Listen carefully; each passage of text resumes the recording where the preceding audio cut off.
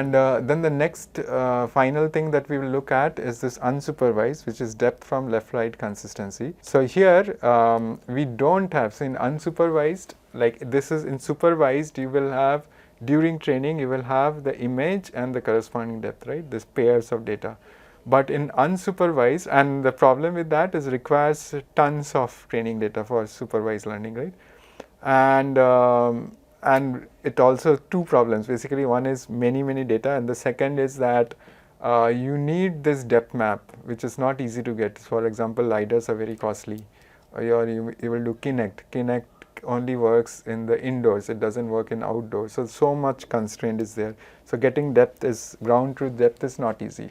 So training this kind of network, supervised network, is not easy. So therefore, we want to go unsupervised. And here, unsupervised means that what we are using is this relation between the left and right image pair. So it's like, if you remember about the stereo, so there we had the left and right, right? Here also we'll take those kind of left, right.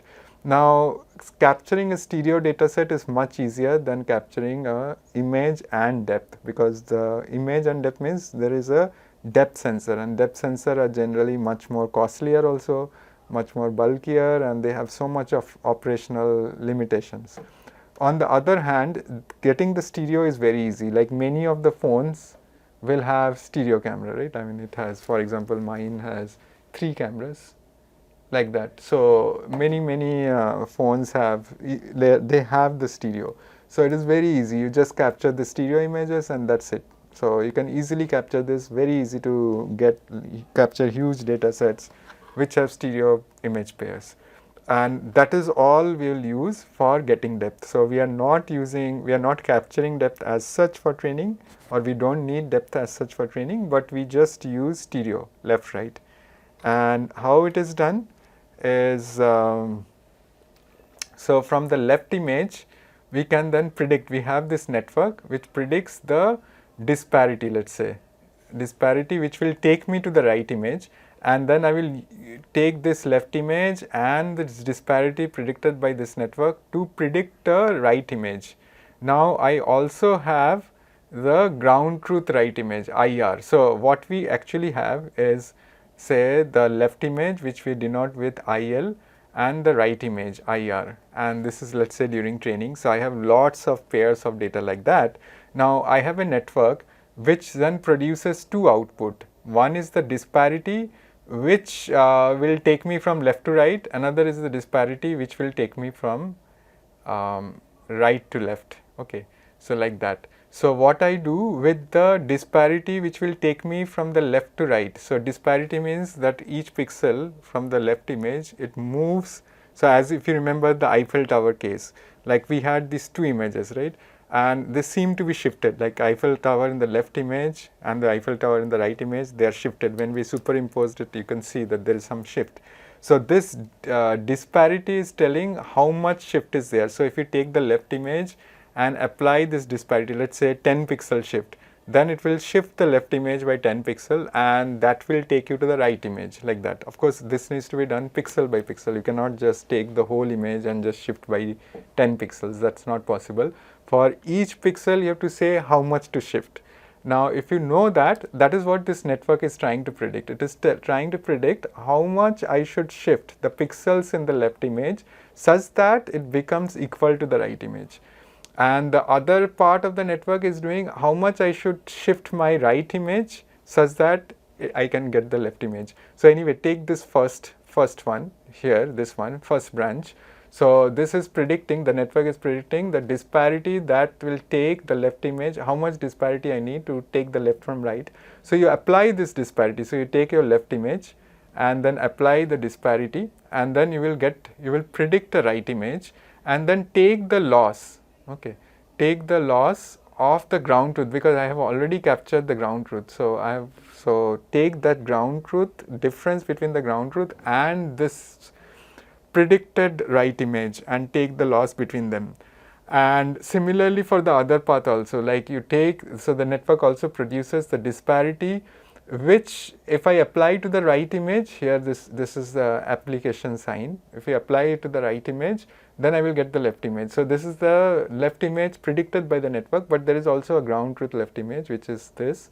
So I can just subtract them and get the loss. So this becomes the loss for training this network. So IR tilde, which is the right image predicted by the network, minus IR, and you take L2 loss or whatever, MSC loss, whatever you like, and then IL tilde and IL minus IL, and again take the MSC loss, and this becomes the loss, and then you train this network. The network is this part, right? You train this network such that it learns to produce the correct disparity, and disparity is related to depth. Like how much I need to move is related to how far the objects are. If you know the focal length and if you know the baseline, the distance between the two left and right camera, then we can get you the relation between disparity and depth. So for now you can take disparity is equal to depth. So because this network ultimately learns how to produce this disparity, it is giving us depth. So during training you just take these losses and back propagate, and finally you will get a very good network.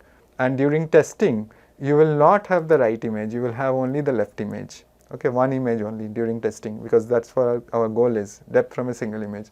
So you will be only giving a left image, and this network will produce these two disparity, and that's it. I mean, actually we need one of the disparity. So let's say DR, that's it. So, and that gives us the depth. We don't need anything else.